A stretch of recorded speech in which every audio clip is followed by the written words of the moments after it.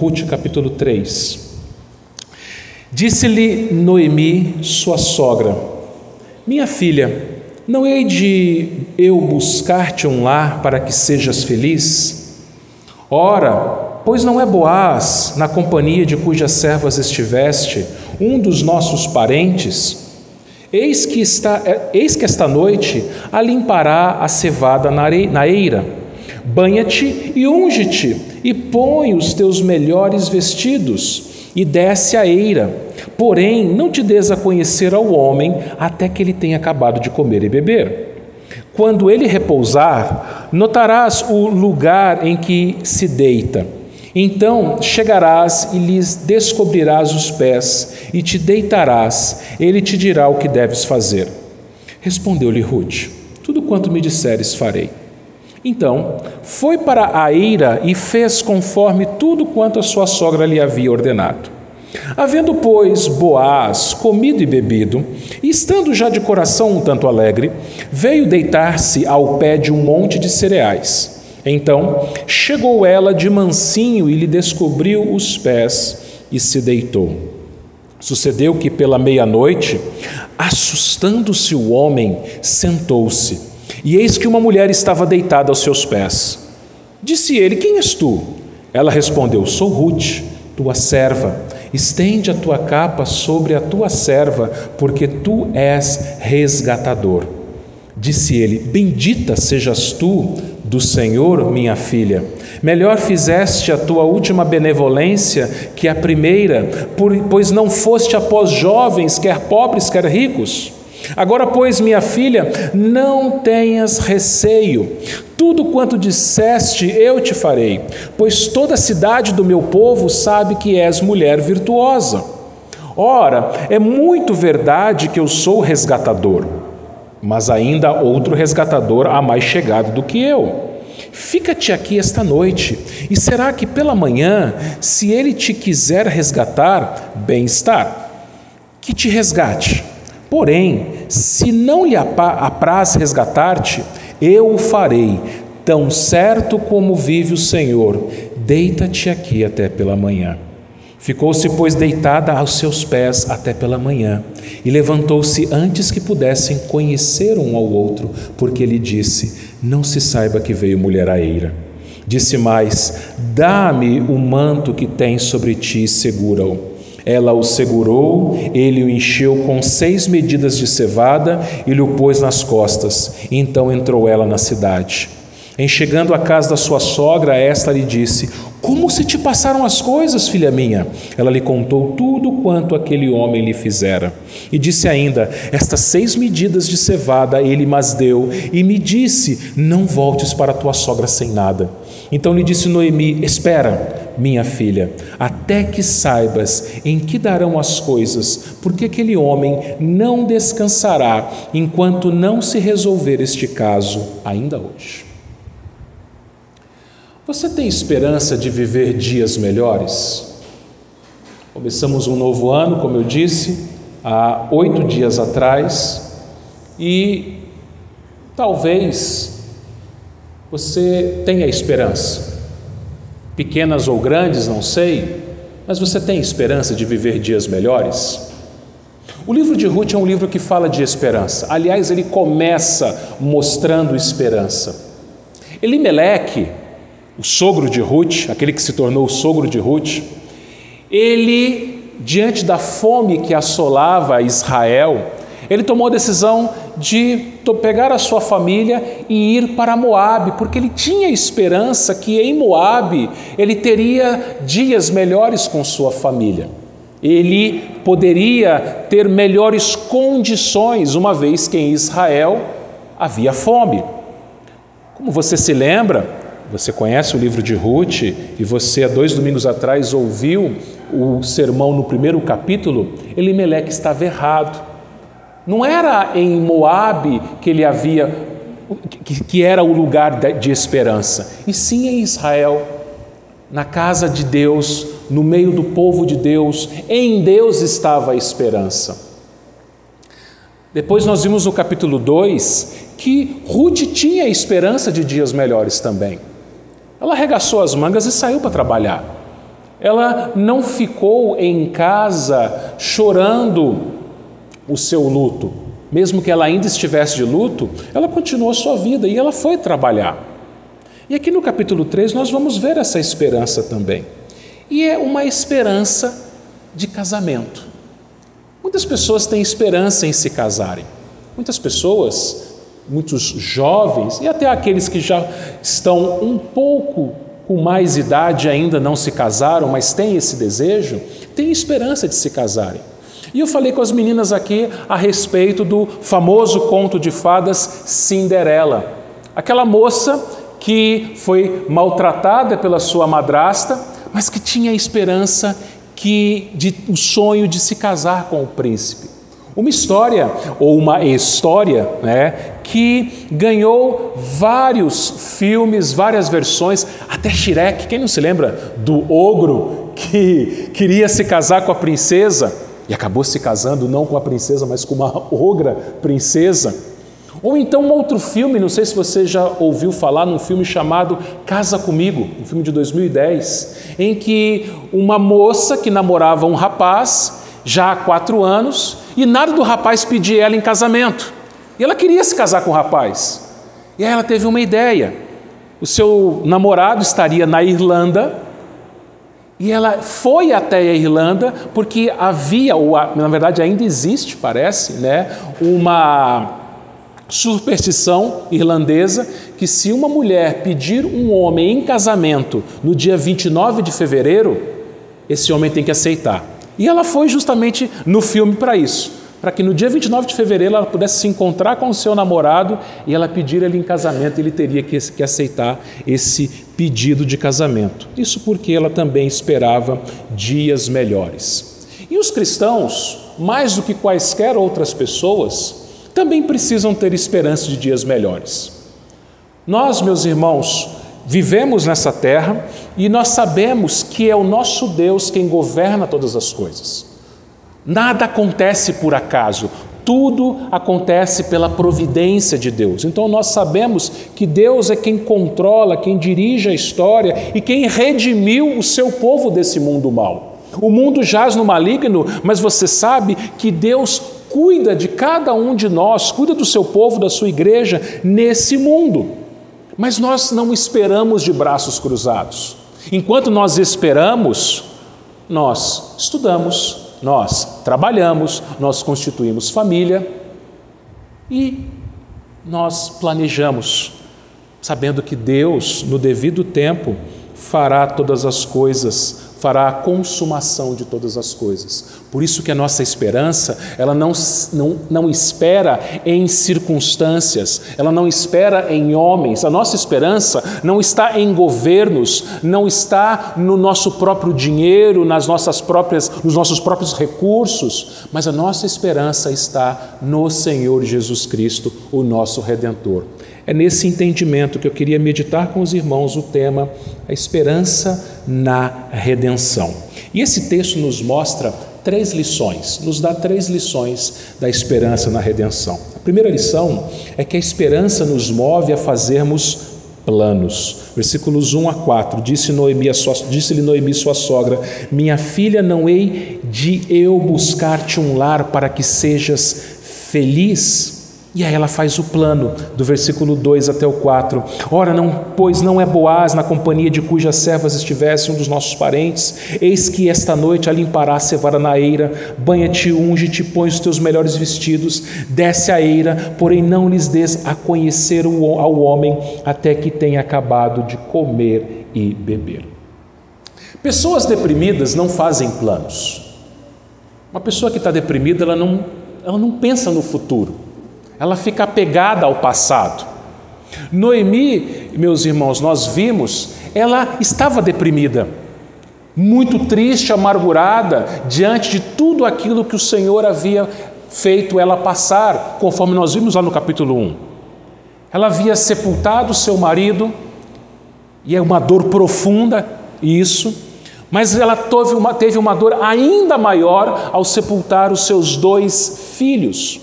Noemi, então, ela voltou de Moabe, cheia de amargura no seu coração, nem mesmo aceitando ser chamada pelo seu nome, Noemi, que significa ditosa, alguém que é bem-aventurado. Noemi preferiu que as mulheres da cidade de Belém a chamassem de Mara, alguém amargurado. Noemi era uma pessoa marcada pela tristeza, pela angústia, pelo sofrimento. Mas Noemi não ficou assim para sempre. O Senhor tratou de Noemi. E o Senhor levou 50 dias, mais ou menos, para tratar a amargura de Noemi. E o Senhor usou a sua nora Ruth para tratar a sua amargura. O que aconteceu? Nós vimos no domingo passado, no capítulo 2. Quando Noemi voltou para Belém e trouxe a tiracola sua nora Ruth, o final do capítulo 1 nos diz que elas chegaram em Belém no princípio da cega da cevada, no princípio da colheita. A colheita em Israel se dava no começo do ano judeu, ali em meados de março, mais ou menos dia 14 e 15 de março. E o que acontecia? Era justamente na época que se comemorava a Páscoa. E a colheita terminava 50 dias depois, quando se comemorava o quê? O Pentecostes. O Pentecostes era uma festa em que eles celebravam o final da colheita, que eles celebravam toda a bênção que Deus tinha dado para eles na colheita dos cereais. Então, Ruth, no começo da cega da cevada, ela toma a postura de sair para trabalhar, de ir para o campo para participar da colheita. Nós vimos isso no domingo passado. Ela então é vista com bons olhos pelo dono de uma das terras, chamado Boaz, ela que foi ali como uma estrangeira, como uma pobre, recolhendo do chão aquilo que sobrava dos feixes de cevada. Ela foi contratada por Boaz como uma de suas servas. Ela agora não era alguém que pegava o resto, mas agora ela tinha carteira assinada. Ela trabalhou como uma das servas de Boaz durante toda a colheita. E Noemi, uma mulher até então amargurada, cheia de tristeza no seu coração, durante esse tempo da colheita, de cerca de 50 dias, Deus tratou do seu coração. E como é que Deus fez isso? Ele usou a sua nora. Você se lembra do domingo passado que Ruth ela voltou para casa no primeiro dia de trabalho, toda feliz, contando para Noemi tudo aquilo que havia acontecido no dia dela. Como que o dono da terra, Boaz, havia tratado bem dela, havia chamado ela para comer na mesa junto com os empregados, com os servos, como ela teve comida em abundância e ela ainda levou o que sobrou do seu almoço para Noemi. E durante 50 dias foi assim. Ela indo para a roça, acordando cedo, indo para a roça, trabalhando duro, voltando para casa feliz, satisfeita, contente. Isso foi mostrando, o caráter de Ruth foi mostrando para Noemi que Deus, o Deus da providência, estava cuidando delas. Meus irmãos e minhas irmãs, todos nós estamos sujeitos, todas as pessoas estão sujeitas a passar por períodos de tristeza na vida. Períodos de profunda tristeza às vezes. Noemi era uma mulher crente, uma crente fiel no Senhor. E ela passou por um momento de profunda tristeza, aquilo que nós chamamos hoje em dia de depressão. E claro, nós vimos os motivos. Ela saiu de Belém, casada, com 2 filhos, com boas condições financeiras, e ela voltou para Belém viúva, sem os filhos e pobre. Mas, meus irmãos, Deus fez com que tudo aquilo que acontecesse na vida de Noemi fosse para o bem dela. E Deus colocou na vida de Noemi a sua nora Ruth. Deus não apenas converteu Ruth do paganismo, lembre-se, ela era uma moabita, uma pagã. Deus não apenas converteu Ruth do paganismo, mas usou Ruth para tratar do coração de Noemi. E como eu disse, qualquer um de nós pode passar por sofrimentos. Mas lembre-se de uma coisa, Deus trata o nosso coração. Mesmo que a gente passe pelo sofrimento, e lembre-se, não é o diabo que faz você passar pelo sofrimento. O diabo pode até ser um instrumento, como foi no caso de Jó, mas em última instância é Deus quem faz aquilo. Noemi sabia disso. Se você olhar para Ruth, capítulo 1, versículo 21, nós vemos que Noemi vai dizer isso, que foi o Todo-Poderoso que a afligiu. É Deus quem faz você e eu passarmos pelo sofrimento. Mas Ele faz isso porque Ele não nos ama? Porque Ele é cruel? Não! Porque Ele quer nos moldar à imagem do Filho dEle. Só que Deus, Ele promove refrigério em meio ao sofrimento. E esse refrigério, no caso de Noemi, veio através da sua nora de Ruth. Mesmo quando você estiver sofrendo, meu irmão, minha irmã, você não está sozinho. Deus coloca pessoas, nem que seja uma pessoa, para estar ao seu lado, para estar ali com você, para estar junto com você. E é interessante, meus irmãos, que isso é uma marca da igreja, a nossa comunhão. Eu sempre insisto que igreja é uma família. E como família nós somos imperfeitos, nós somos pecadores, claro que somos.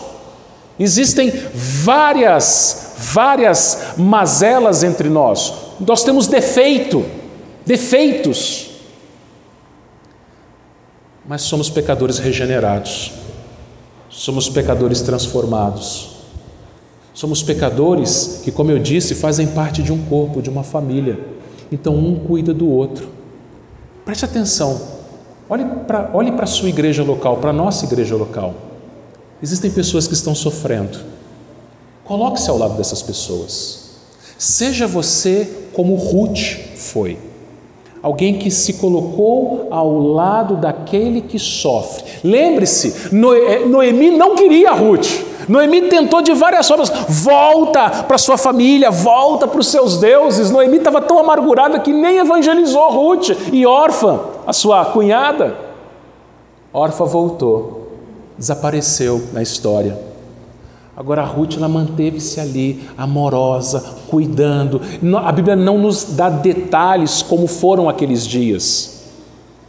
Noemi era uma mulher crente, mas era uma mulher pecadora também. A gente não sabe se Noemi ficou no quarto trancada, se Noemi ficou mal-humorada. Mal-humorada eu creio que sim. Mas mesmo assim, Ruth continuou ali todos os dias, satisfeita, trabalhando e sendo um instrumento de Deus para tratar a tristeza da sua sogra. Seja esse instrumento de Deus. Deus cuida de você. Deus coloca pessoas na sua vida para cuidar de você. Então, coloque-se também nas mãos do Senhor para que você seja um instrumento de Deus para cuidar de outras pessoas que sofrem. Se você abrir a sua Bíblia lá no Salmo 42, versículo 5, o bisneto de Noemi, ele escreveu o seguinte, Davi, Salmo 42, 5.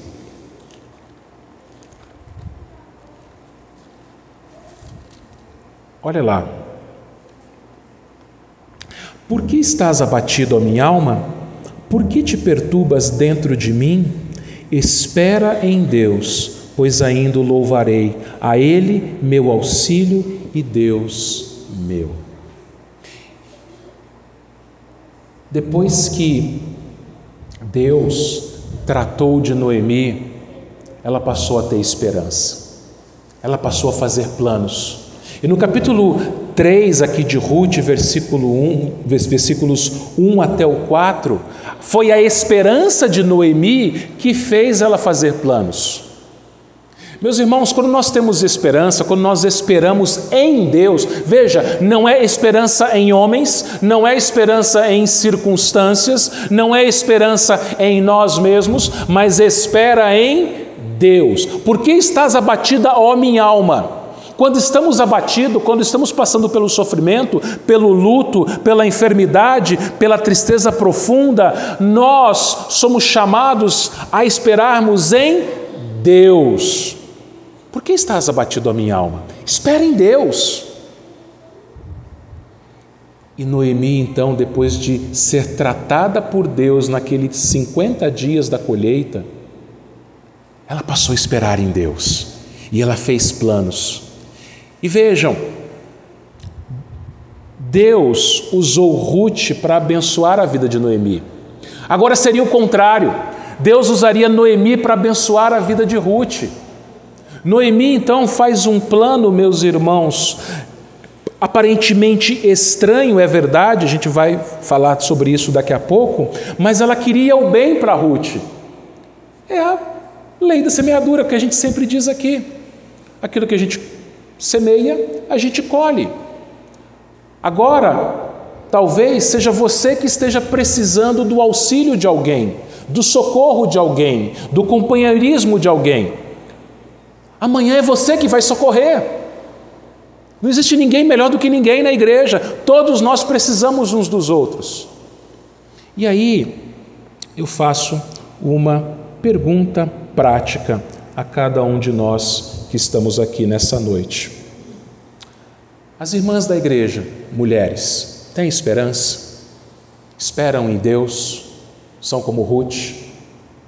Então, sejam instrumentos do Senhor na vida de outras mulheres, para que elas também tenham esperança em Deus. Os homens da igreja têm esperança, esperam em Deus, então sejam instrumentos na vida de outros homens, para que eles também esperem em Deus. Jovens, vocês esperam em Deus? Então sejam instrumentos na vida de outros jovens, para que eles também esperem em Deus. Quando uma igreja tem esperança, a igreja ela faz planos para que outras pessoas também tenham esperança. Uma igreja sem esperança é uma igreja que vive de manutenção, é uma igreja que empurra com a barriga, é uma igreja que, sabe, vai vivendo, vai levando. Só que a igreja não pode ser assim, a igreja tem que ter esperança para fazer planos. Enquanto Noemi não teve esperança, ela não fez plano para o futuro. Ela foi empurrando com a barriga, ela foi levando. Mas a partir do momento que ela teve esperança, ela olhou para Boaz e falou assim: ele é nosso parente, ele pode se casar com você, Ruth, ele pode ser o seu resgatador, o seu redentor. Ela começou a fazer planos. Então que a nossa igreja seja uma igreja que tenha esperança, que faça planos para que outras pessoas também tenham esperança em Deus. Mas, meus irmãos, nós não ficamos apenas nos planos. Não é apenas planos que nós fazemos. Temos esperança, vamos fazer planos, vamos fazer projetos, vamos montar uma agenda. Ok, mas chega a hora de você colocar o plano em prática. Vamos voltar os nossos olhos para o texto bíblico. No versículo 1, Noemi disse o seguinte: minha filha, não hei de eu buscar-te um lar para que sejas feliz? Ruth era viúva. Ruth, ela, vamos dizer, estava vivendo, trabalhando duro, é verdade, mas Noemi, ela viu que a situação poderia ser melhor. É claro que Noemi não está dizendo aqui, e a Bíblia não está dizendo, que só são felizes aquelas pessoas que forem casadas. Não, a Bíblia não mostra isso. Nós vamos ver tanto servos como servas de Deus nas Escrituras que não foram casados e foram felizes, porque a felicidade não está no estado civil, mas está no Senhor. A satisfação, o contentamento está no Senhor. Mas não há nada de errado em querer se casar. Não há nada de errado ter o desejo, o sonho de um casamento. Aliás, o casamento é uma bênção do Senhor. É um privilégio, é um presente que vem dos céus. E o casamento, sim, ele nos traz descanso. Por quê? Ela diz aqui o seguinte: não hei de te buscar um lar, e esse um lar, na língua original hebraica, significa lugar de descanso. Toda aquela vida de sofrimento de Ruth, uma vez que ela se casasse com um resgatador, nós falamos sobre essa questão do resgatador, vamos falar melhor no domingo que vem também. Havia uma lei em Israel que um parente mais próximo, se quisesse, poderia se casar com a viúva e assim resgatar o nome da família. Então havia essa possibilidade, sim. E aí Noemi faz então um plano aparentemente estranho, né? Ela vai dizer para Ruth que ela era o final da colheita, né? Era o último dia, já tinha terminado a colheita, teria uma festa ali no campo. Boaz, ele comeria, ele beberia, e Ruth ia se produzir toda. Colocar perfume, vestir os seus melhores vestidos, se arrumar toda e deitar-se aos pés de Boaz quando ele estivesse dormindo. E descobrir os pés dele. E aí Noemi fala assim, o resto deixa com ele quando ele acordar. Um plano esquisito, não é verdade? Não somente esquisito, mas arriscado, perigoso. Por quê? Porque ali estariam um homem e uma mulher, sozinhos. Poderiam ser tentados, não poderiam? Será que Noemi levou isso em conta? Será que Noemi confiava tanto em Boaz e em Ruth que sabia que eles não fariam nada de errado? Bom, nós não sabemos. O que nós sabemos é o que está nas Escrituras. O versículo 5 nos mostra que Ruth, ela obedeceu a sua sogra. Versículo 6 em diante, ela foi e, versículo 7, depois que Boaz comeu e bebeu, estando de coração um tanto alegre, de fato, ele deitou-se aos pés do cereal. Depois que ele dormiu, Ruth chegou de mansinho, descobriu os pés de Boaz e deitou nos pés dele. Aí você pode perguntar assim, mas por que ela descobriu os pés? Qual é a razão disso? Bom, muitos comentaristas vão dizer uma coisa que é muito óbvia. Ruth queria que Boaz acordasse. Ele tinha bebido um pouco mais, estava de coração alegre, então ele ia dormir profundamente. Mas Ruth queria que ele acordasse no meio da noite para eles poderem conversar. Ao descobrir os pés de Boaz, o que ia acontecer? Ele ia sentir frio. Você já sentiu frio nos pés e acordou de madrugada? Tem gente que só dorme de meia, né? Tem gente que não aguenta sentir frio no pé. Se sentir frio no pé, acorda de madrugada. Então, vários comentaristas vão ter esse entendimento. Ruth descobriu os pés de Boaz para que ele acordasse, de propósito. E foi o que aconteceu no versículo 8. Meia-noite, ele acorda assustado, ele senta-se, provavelmente tudo escuro, talvez somente a lua iluminando, e ela vê ali um vulto, ele reconhece que é uma mulher, talvez pelo perfume, porque ela havia se perfumado, talvez ali pela silhueta da roupa, e ele percebe que era uma mulher, e ele pergunta no versículo 9, quem és tu? E aí nós vemos, meus irmãos, a atitude sensata dessa serva de Deus. Ruth, ela não se oferece para Boaz. Ruth, ela não deixa algo dúbio no ar. Ruth, ela é direta ao ponto. Ela diz, sou Ruth, tua serva, estende a tua capa sobre a tua serva, porque és resgatador. Ruth não era nenhuma bobinha, nenhuma mulher maliciosa, mas ela era prudente e sensata. Ela se identificou, ela disse, sou Ruth, tua serva, ela disse o que ela queria, estende a capa sobre a tua serva, e o motivo pelo qual ela queria, és resgatador. O que Ruth estava falando ali? Olha, eu sou tua serva, eu vim aqui, peço que você me proteja, porque você pode fazer isso, você é parente resgatador. Meus irmãos, existe uma grande diferença cultural entre os hebreus de 3.200 anos atrás e nós, brasileiros do século 21. Mas pecado é pecado em todas as épocas. Naquela época, era uma época sem regras, vamos dizer assim. Eles viviam na época dos juízes, lembram? E como é que era a época dos juízes, o tempo dos juízes? Cada um fazia aquilo que achava mais reto. Um homem, uma mulher, sozinhos, no meio do nada. Se eles quisessem, eles poderiam se relacionar ali. Eles poderiam ter uma noite de amor, vamos dizer assim. Mas eles não fizeram isso. Porque pecado continua sendo pecado. Meus irmãos, quantos, ainda hoje, e especialmente hoje, praticam sexo sem compromisso, sexo fora do casamento, inclusive crentes. Podem dizer, não tem nada a ver. Não, o pecado continua sendo pecado, adultério, fornicação continuam sendo pecados sexuais.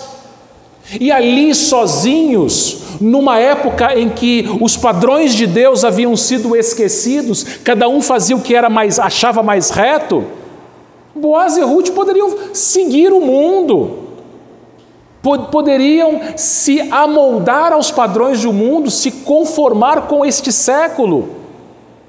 Mas aqui nós vemos duas pessoas, um homem e uma mulher, que eram diferentes do mundo. Uma mulher sensata, santa, piedosa, que não se entrega a um homem. E é interessante, Ruth era moabita. E as mulheres moabitas não tinham uma fama boa, você se lembra?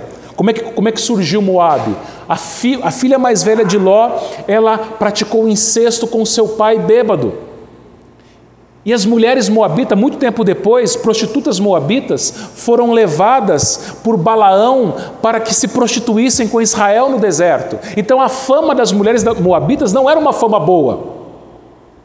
Mas Ruth havia se convertido. Isso nos mostra, meus irmãos, que mesmo as piores pessoas podem ser convertidas por Deus. Mesmo as pessoas que venham das piores famílias, com os piores históricos, podem ser convertidas pelo Senhor. E Boaz era um homem justo.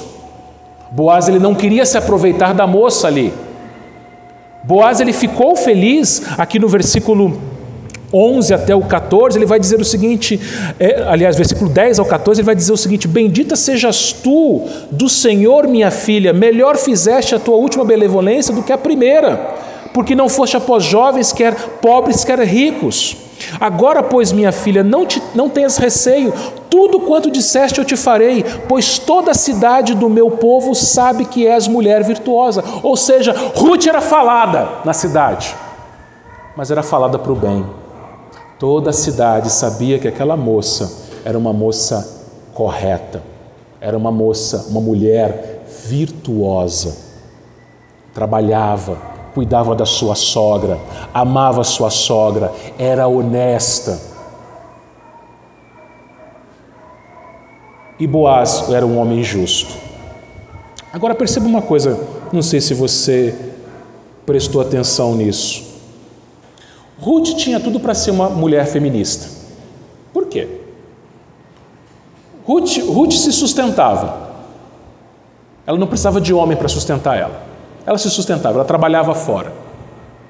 Certo? Certo. O que mais?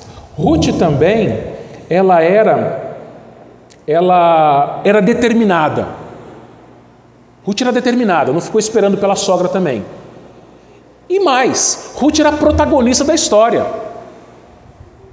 Então uma feminista, ao olhar isso daqui, podia falar assim, pronto, Ruth poderia ser feminista, viver sozinha, não precisa de homem. Mas aqui, meus irmãos, nós temos um exemplo de uma mulher virtuosa, aquela mulher virtuosa de Provérbios capítulo 31. Não havia nenhum problema de Ruth trabalhar fora de casa.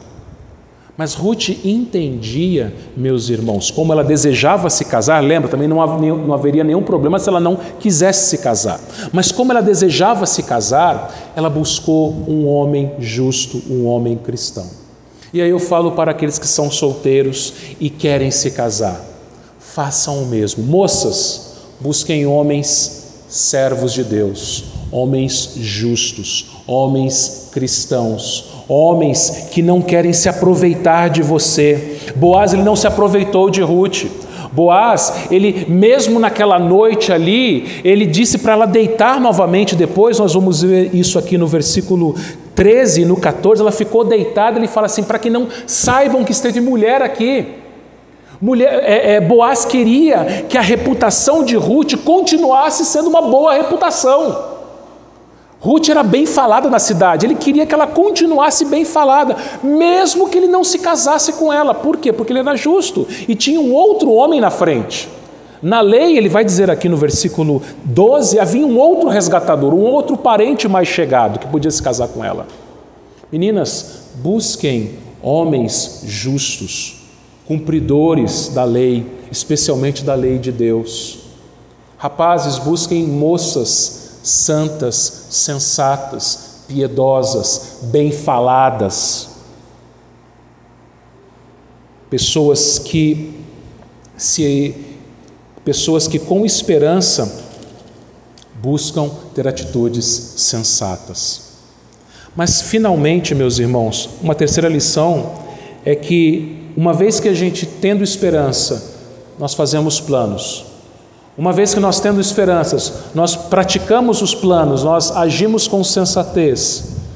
O terceiro ponto, a terceira lição é que, tendo esperança, nós aguardamos confiantes. Bom, lembra do versículo 12 que eu li agora há pouco? Ele diz o seguinte: ora, é muito verdade que eu, Boaz, sou o resgatador, mas ainda outro resgatador há mais chegado do que eu. Boaz, ele ficou feliz com o pedido de casamento de Ruth. O versículo 10 mostra isso. Ele louva a Deus. Ele fica feliz. Pensa comigo, um homem solteiro, já de meia idade, ele chama Ruth várias vezes de minha filha, né? Ele fala, não foste após jovens. Então tudo isso mostra que Boaz era um pouco mais velho, ou talvez até bem mais velho que Ruth. Então aquele homem ali, solteiro, meia idade, uma moça jovem, bonita, crente, bem falada, não era qualquer uma, pede ele em casamento. Esse homem ficou muito feliz, mas ele tinha que cumprir a lei. E pela lei havia um outro parente mais próximo que poderia, se quisesse, se casar com Ruth. E ele ia cumprir a lei, só que não podia fazer naquele momento. Era de madrugada, certo? Não dava para ele resolver naquela hora. Tinha que esperar amanhecer. E quando amanhece, no versículo 15, ele diz a Ruth: dá o manto que há sobre ti. E segura-o. Ela o segurou, ele o encheu com 6 medidas de cevada e lhe os pôs às costas. Então entrou ela na cidade, e chegando à casa da sua sogra, ela lhe disse: como se passaram as coisas, filha minha? Ela contou tudo o que aquele homem lhe fizera. E disse ainda: estas 6 medidas de cevada ele deu, mas deu, e me disse: não voltes para a sua sogra sem nada. Um homem que se preocupava não somente com a sua pretendente, mas com os mais velhos. É uma coisa que marca aqui tanto Ruth quanto Boaz. Eles se dedicavam aos mais velhos, aos mais idosos. Ruth, ela poderia ter voltado para a sua casa, para Moabe. Ruth, ela poderia, mesmo em Israel, mesmo em Belém, dizer para Noemi: olha, cada um. Eu corri atrás do meu, eu estou trabalhando. Você que vá trabalhar. Não, Ruth, ela tinha essa dedicação amorosa, esse cuidado protetor com a sua sogra. E Boaz, idem. Veja, Boaz não tinha nenhuma obrigação de dar aquele cereal para Noemi. Não tinha nenhuma obrigação. Mas a gente vê novamente a benevolência, a bondade de Boaz, mostrando isso. E aí Noemi, ela vai dizer para Ruth o seguinte no versículo 18: espera, minha filha, até que saibas em que darão as coisas, porque aquele homem não descansará enquanto não resolver este caso ainda hoje. Meus irmãos, uma das coisas mais difíceis é saber esperar. Nós planejamos, nós agimos. Isso é fácil, fazer plano é fácil. Agir é um pouco mais difícil, mas nem tanto. Agora, fala a verdade, esperar, principalmente para quem é mais ansioso, esperar não é fácil. Mas elas tinham que esperar. Elas tinham que esperar porque elas não seriam elas que iriam resolver aquela situação. Não seria agora, naquele momento, que aquela situação, aquele caso seria resolvido. E elas não sabiam se seria resolvido de uma maneira que agradasse a elas, que poderia ser que o outro parente quisesse se casar com Ruth. Mas elas tinham que esperar. Meus irmãos, minhas irmãs, a Bíblia nos ensina a nós esperarmos no Senhor. Num mundo de tantas injustiças, de tanta maldade, nós esperamos. Mas o que nós esperamos? Eu quero chamar sua atenção mais uma vez para o versículo 9, quando Ruth disse a Boaz: estende a tua capa sobre a tua serva. Aquilo tinha um significado. Que significado era esse? O que Ruth estava pedindo ali? Era mais do que um pedido de casamento. Ela está pedindo para que Boaz fosse o seu protetor. em tempos em que o feminismo é tão difundido, é tão protagonizado, nós vemos o padrão bíblico de feminilidade e de masculinidade. O homem é aquele que cuida, que protege, que pastoreia o seu lar. Ela estava dizendo o seguinte: eu quero que você cuide de mim, eu quero que você me proteja, eu quero que você estenda sobre mim a sua capa, o seu manto, as suas asas.